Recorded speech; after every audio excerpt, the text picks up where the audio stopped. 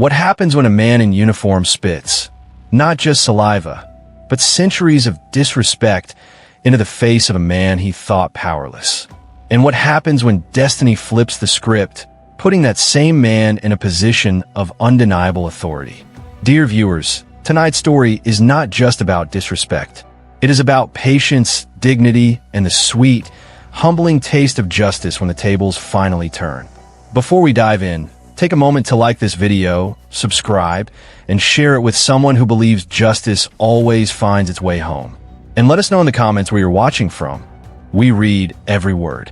The day began like any other. The streets of Jefferson Avenue buzzed with the sound of buses groaning at stops, children laughing on their way to school, and shopkeepers unlocking doors for the day's work. Among the morning crowd was Darius Johnson, a tall, steady man in his early 40s, dressed in worn shoes and a crisp but modest shirt. He carried himself with a quiet dignity, the kind you can't fake, the kind that survives hardship and still stands tall. Darius wasn't rich. He wasn't flashy, but he had something money couldn't buy: self-respect. As he crossed the street at the light, the screech of tires jolted him.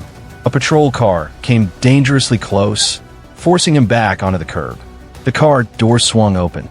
Out stepped Officer Reynolds, a white man in uniform, mid-30s, with the swagger of someone who believed the badge on his chest gave him the right to look down on others. "Watch where you're going, boy," Reynolds barked. The words stung not because they were loud, but because they carried history, centuries of it. Darius didn't cower. He stood his ground, voice calm but firm. "I was crossing at the light. You almost hit me." And then came the smirk. That smirk that said, "I own this street. I own you." Reynolds leaned closer, tilted his head, and spat. The saliva hit Darius's face. Time froze. The crowd gasped. An old woman covered her mouth. A teenager muttered, "No way." But no one stepped forward. No one challenged the badge. Darius slowly wiped his cheek. His jaw tightened, but he said nothing. No curse, no shout, just silence. And that silence was heavier than any fist could have been. By nightfall, the story had spread. Whispers moved through barbershops, church pews, and front porches. He spit on that man, right there in broad daylight. But as always, the whispers ended with resignation. What can you do? He's an officer. Generations have been taught the same bitter truth. Justice doesn't always live in the present. Sometimes it hides. Sometimes it waits. But Darius was a man who understood waiting. He didn't stew in anger. He didn't plot revenge. He simply carried himself with the same patience he always had, as though he knew life was setting the stage for something bigger. 2 weeks later, the precinct buzzed like a hive.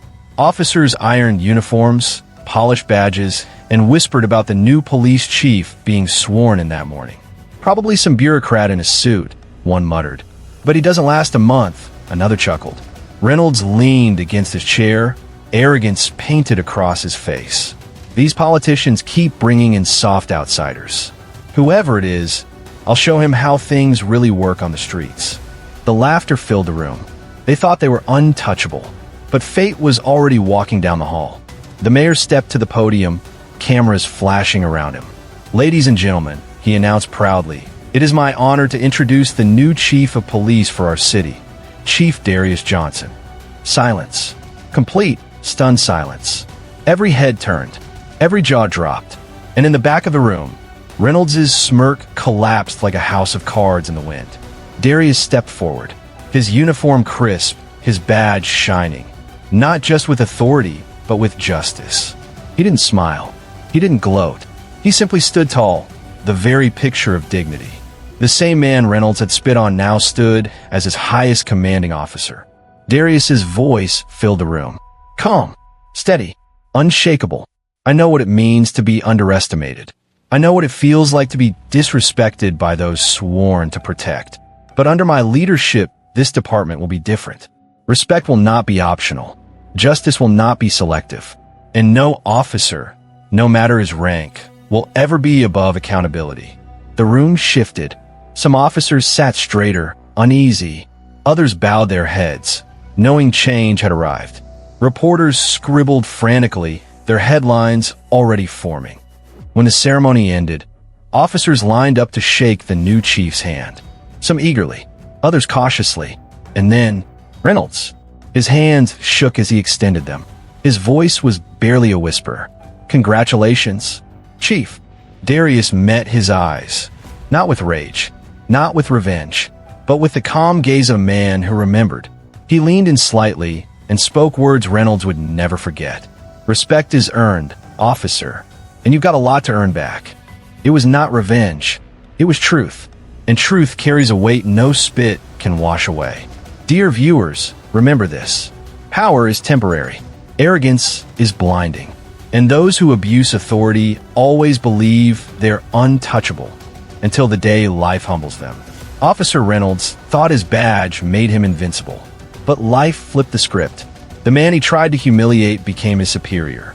The silence that day on Jefferson Avenue became the echo that followed him forever. Darius didn't win through violence. He didn't need fists or fury. He won through patience, dignity, and the power of time. Because justice, no matter how long it hides, always finds its way home. If this story spoke to you, hit that like button, subscribe for more powerful stories, and share this video with someone who needs a reminder that the tables can always turn. And tell us in the comments, what does justice mean to you? Until next time, stay strong, stay proud, and never forget, dignity can be the sharpest weapon of all.